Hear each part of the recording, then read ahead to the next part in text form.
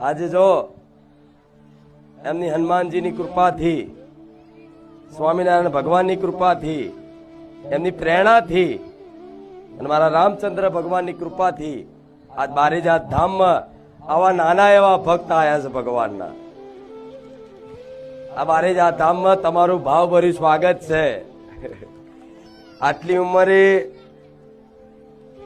આ ભક્તિ જાગવી, આવા ધાર્મિક સંસ્કારો મળવા એટલે ધન્ય છે એમના માતા પિતા નહીં, તે ધન્ય છે એમના કુળને. આધ્યાત્મિક જ્ઞાન તો ખરું, ભક્તિ તો ખરી, જોડે શિક્ષણ પણ ચાલુ છે ને. આ તો સંબોધો મારા ભક્તોને, શું કહેવા માંગશો તમે?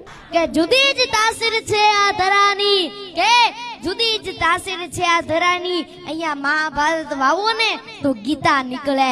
હજી દબકે છે લક્ષ્મણ રેખાવો, કે હજી દબકે છે લક્ષ્મણ રેખાવો, કે જ્યાંથી રાવણ પણ બીતા નીકળે.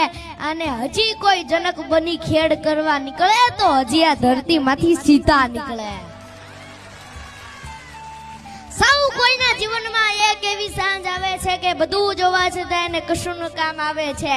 સૌ કોઈના જીવનમાં એક એવી સાંજ આવે છે કે બધું જોવા છતાં એને કશુંનું કામ આવે છે.